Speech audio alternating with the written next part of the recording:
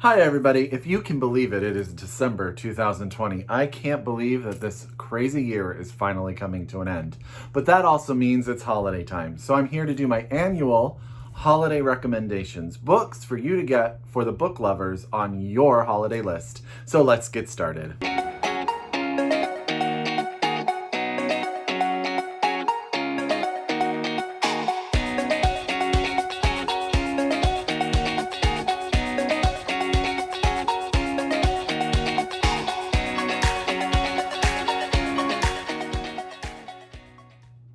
Hi everybody and welcome back to my channel. It's Russell with Ink and Paper Blog. How are you all doing today? I hope you guys are doing very, very well. I hope that you guys are healthy and I hope you guys are safe. I know that most of the United States is going back into lockdown as COVID rears its ugly head once again, or continues to rear its ugly head, I guess is a better phrase.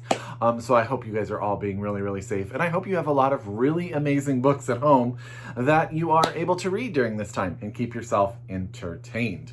So every year I do a list of holiday recommendations. It's always a tough list to come up with because I always am struggling. Do you recommend the books that you really love? Do you recommend your top books?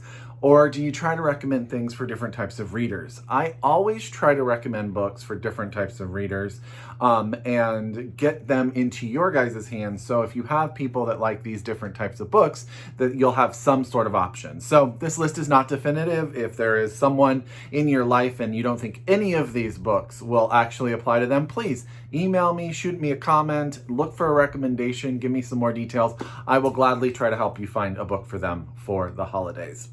As always, you guys, please, if you can, support your local independent bookstores. This time of year is going to be so hard for them. You know, so many of them make a ton of their revenue during the holiday season, and they need us more than ever.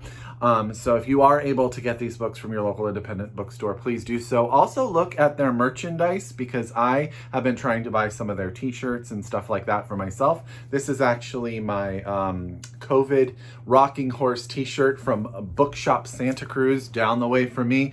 I love a good book t-shirt. I know you guys probably all do too. So take a look at those and maybe that can help support your local bookstores too. So I've got this broken down like I do every year. I'm going to do a couple of fiction, a couple of short story collections, some fantasy, some nonfiction, and also a couple of things for the young readers in your life and try to get through them as quickly as possible. So we're going to start with fiction and some books that I'm going to recommend there. So let's get going. The first book I'm going to recommend is every once in a while, you know, you have that reader in your life that just loves to read a forgotten classic. And in 2020, I read one classic that I was sort of on my radar, but not 100%, that blew my mind. And that is The Street by Petry. This is a phenomenal, phenomenal book about a single mother in 1940s Harlem raising her son, doing the best she can to get him out of the life that she grew up in and into a better life for him in the future. This book takes wild turns, has fantastic characters, and has an ending you will not see coming, I promise. And it just is sad to me that Petry did not write more and more and more because she is clearly brilliant. So if you have a person that really likes to read those modern classics, this is a book that I think they would really enjoy. Well written, well plotted, amazing characters, and a surprise turn. And that's The Street by Petry. This is the newest version by Mariner that is out in the US right now. I absolutely love this cover. But and it came out and it has an introduction by T.R.E. Jones, who wrote the American, oh my gosh, T.R.E., why am I forgetting your names of your books? I'm sorry, but all of her books would be great for holidays too. Silver Sparrow is my favorite, and that's the one that just popped in my head. An American Marriage, there you go. See what I mean? If you have someone who is a fan of Barbara Pym, D.E. Stevens, I highly recommend you guys check out the publisher Dean Street Press. I've raved about them on my channel.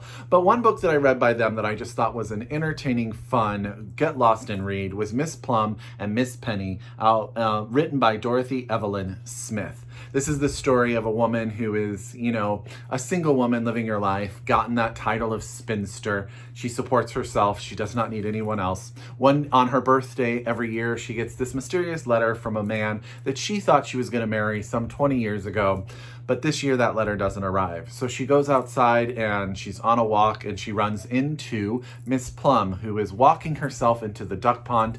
It appears because life has just gotten too tough. Miss Penny saves this woman, takes her into her house, and this is a story of their relationship, Miss Plum's relationship with the rest of the community, and also all of the different dynamics of Miss Penny's world with the men that she knows in her life. Also, what happens when that boyfriend shows up at her door. It's a fun, exciting little book, and it will just keep you entertained throughout. That's Miss Plum and Miss Penny by Dorothy Evelyn Smith, out now from Dean Street Press. Okay, one of my favorite books that I read this year, and this is for those people in your life that just like a really amazing family saga, but not your generic one. It has many turns and many different characters, fantastic women, excuse me, and just amazing people. And that is The Great Offshore Ground by Vanessa Vaselka. And I have raved about this book so many times on my channel, but I think that this is for those readers in your life that like to dive into just a family saga, get really invested in the characters. It's got a great story about love and family trust and just figuring out who you are as a person, and also sort of taking accountability for the decisions you made, because sometimes we look outside of ourselves for the reasons our lives are the way they are, but sometimes we really just need to look inside. The book is brilliantly written. The characters are fantastic, and I recommend this book to so many people, and that's The Great Offshore Grounds by Vanessa Vaselka, and I highly recommend it. And I can't wait for all of this to be over, because I want Vanessa to go on tour, and I want her to sign my book, and I want to put it in my sign section of my shelves. Okay, some of you may be surprised to see this on my Christmas recommendation list, but you shouldn't, because I definitely think that this book is for a certain type of reader, and it has so much merit, and that is Shuggie Bain by Douglas Stuart, winner of the 2020 Booker Prize. This book is for, again, those people that just want a family drama about a mother and a son who are living through the mother's alcoholism. The woman is clearly dealing with addiction at the highest level, and the young son is dealing with coming into his own identity. He has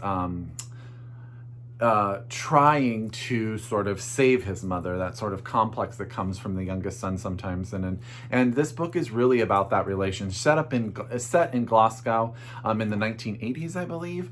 You know how sometimes you think, yes, 1980s. Yeah. And it is really just about this relationship and her relationship with men that drive her into this addiction.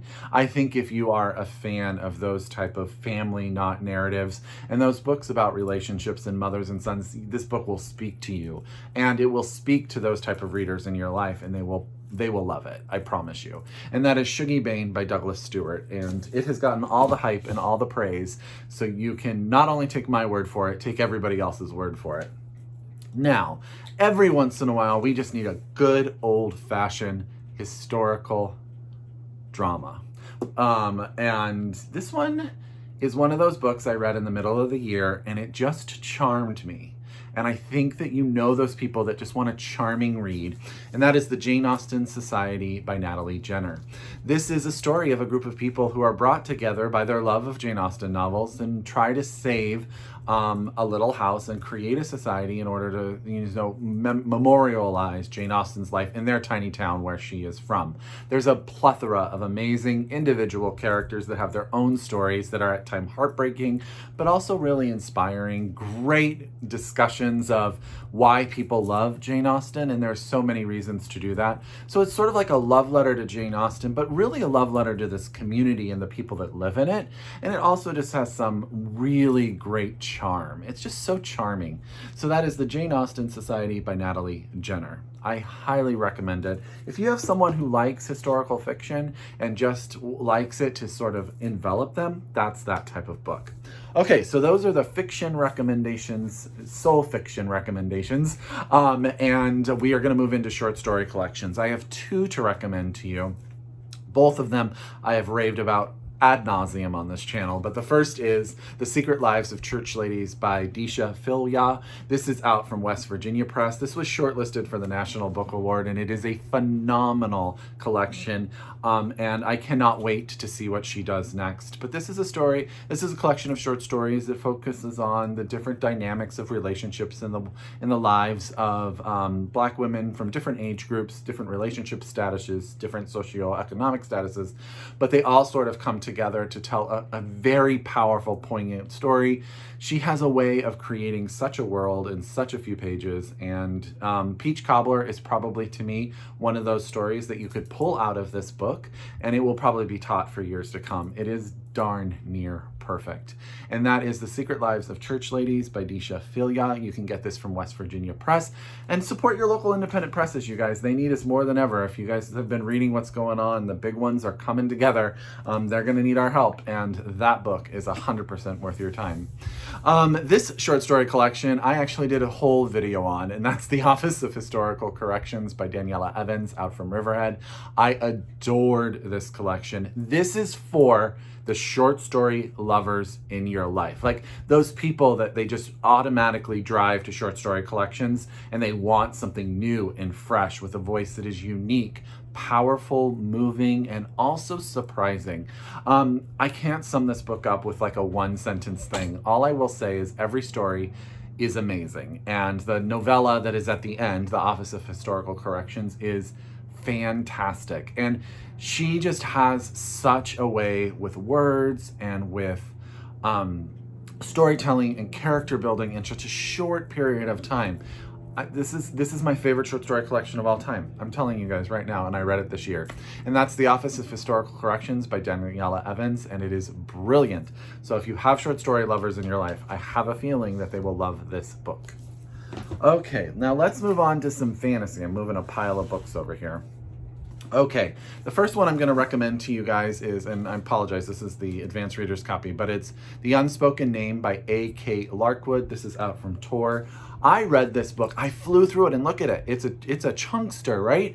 But it is so good. And I don't even know how to explain it because there's so much that goes on. But we have a young ogress that is the member of this cult-like religion and is due to give her life up for her religion to their god, sacrifice herself, when she runs away at the last minute and becomes sort of the hired mercenary for this wizard who is on the hunt for this certain object that will change the world in which they live in. Now, there are so many dynamic different plot points in this book that it would be impossible for me to say to you, oh, this is what it's about, because A.K. Larkwood takes us on a journey of Noah's. But there's queer representation, there's romance, but there's also friendship. There's that kind of comical, like, animosity between characters. What do they like each other? Do they not like each other? But in its sort of essence, this is just a fantasy romp. It is so enticing. I cannot wait until we see what happens next to these characters. I will say a lot goes on in it. So it's for one of your friends that it really likes fantasy and can sort of follow the fact that the worlds are changing and the dynamics are changing and all that. But it is amazing. So that is The Unspoken Name by A.K. Larkwood. I absolutely loved it. Okay.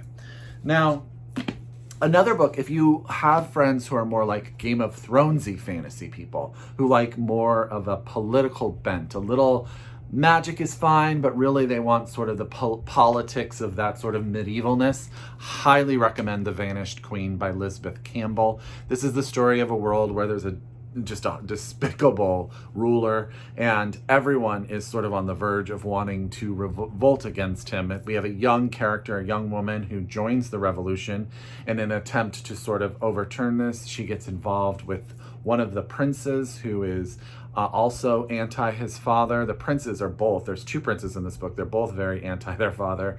And there's all that political intrigue, there's the stories. But the Vanished Queen is actually the prince's mother disappears. And at the very beginning of the book, our main character finds a journal written by the queen, and it sort of spawns the connectivity of all of the characters. It's one of those books that you're just sort of lost in this world, and as they turn on each other, and it's It's just really good. It is really, really good, you guys. And I love the characters. I love the story. And I just felt like it was one of those books that you could get lost into for a good 100 pages before you knew that you had read 100 pages.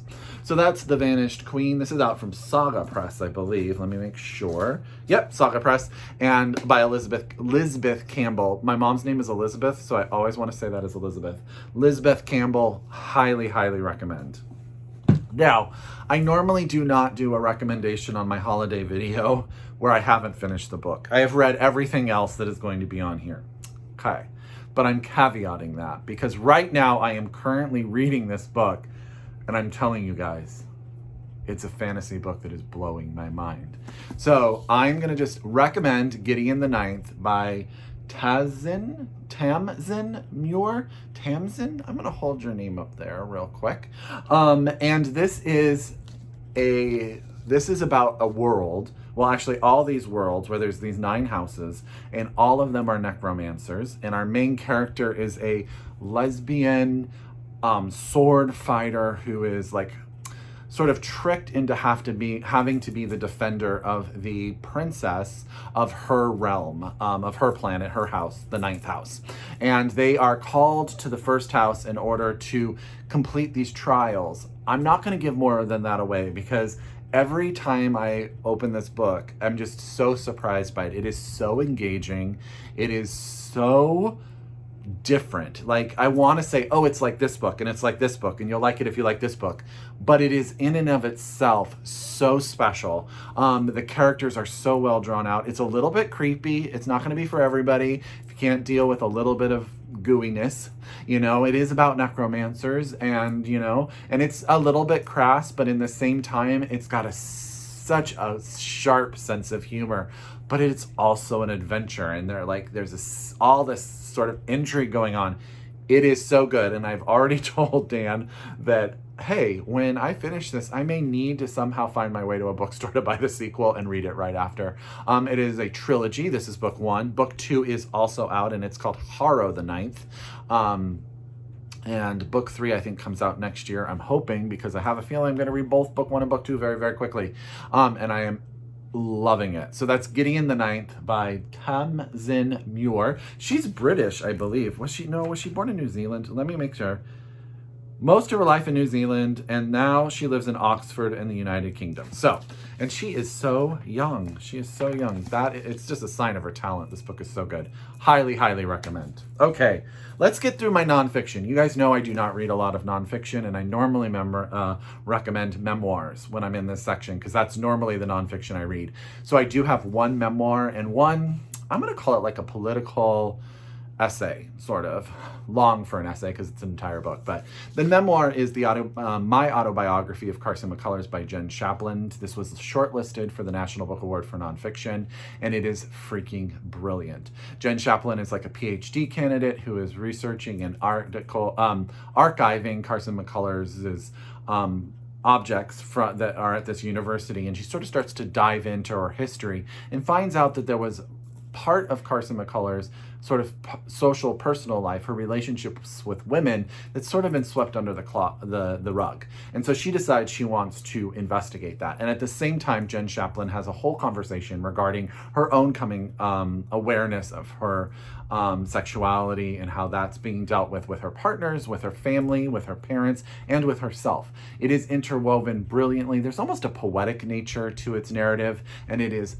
freaking amazing. So my autobiography of Carson McCullers by Jen Shapland is fantastic.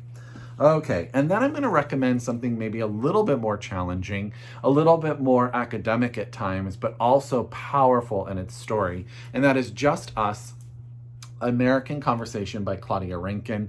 She wrote Citizen, which I know a lot of you guys have probably read, and it is amazing.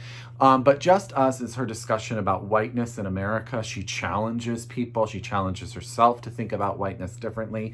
She looks at different historical events that have occurred, and she sort of breaks that down, brings in the data and the information, but then she looks at it from a social angle. And this sort of like chews on questions with people, with herself, and sort of edits puts them all into this brilliant, brilliant book.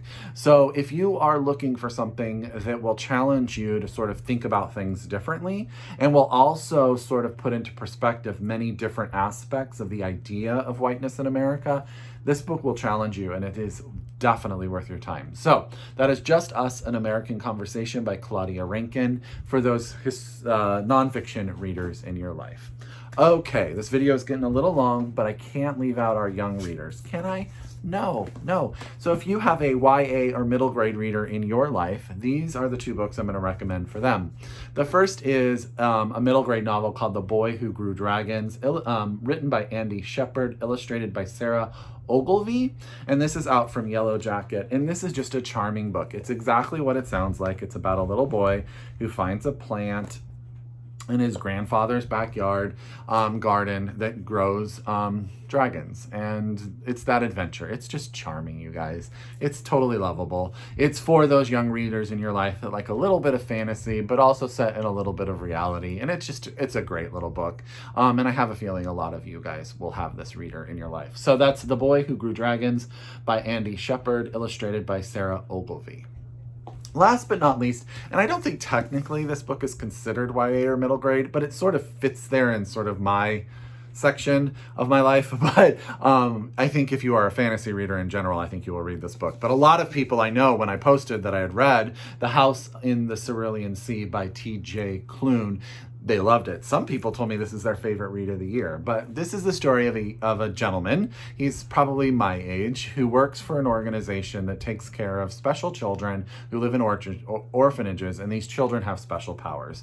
He is sent on a specific mission to a certain house because there are certain types of children there. The ones that are so out sort of the normal bounds that they have a special person who takes care of them. And there is a sort of dark reason for him being sent there to sort of evaluate this orphanage. When he gets there, he meets the children and he meets the man who runs it. There's a romance. There's also just his relationship with the children. And it's just a fun adventure about being different and being recognized as different and how you work that into normal everyday activities, but also how you fit into the world around you. And it's just so charming, and it's just really adorable, and it's fun. It's just a fun read. I just think a lot of people will actually like it, young and old readers alike. So that's The House in the Cerulean Sea by T.J. Klune, out right now, and you can recommend it from me. So I hope that you guys take at least one of these. One of these books hopefully winds up on under a Christmas tree, a Hanukkah gift, a Kwanzaa gift, whatever you are looking for this holiday season. I hope one of these books winds up being sent to someone. As always, you guys, I can't do this without you. I know that my videos are not as regular. My work life is kind of crazy right now, and our personal life as we look to sort of package our home and try to move during COVID is just crazy. But that being said, I hope that some of these books do help you in Christmas. I could not do this without you guys. I hope if you are a new subscriber, you hit that subscribe button and you come around for more. As always, I encourage you to shop locally, read globally, and until next time, I wish you happy reading. Bye.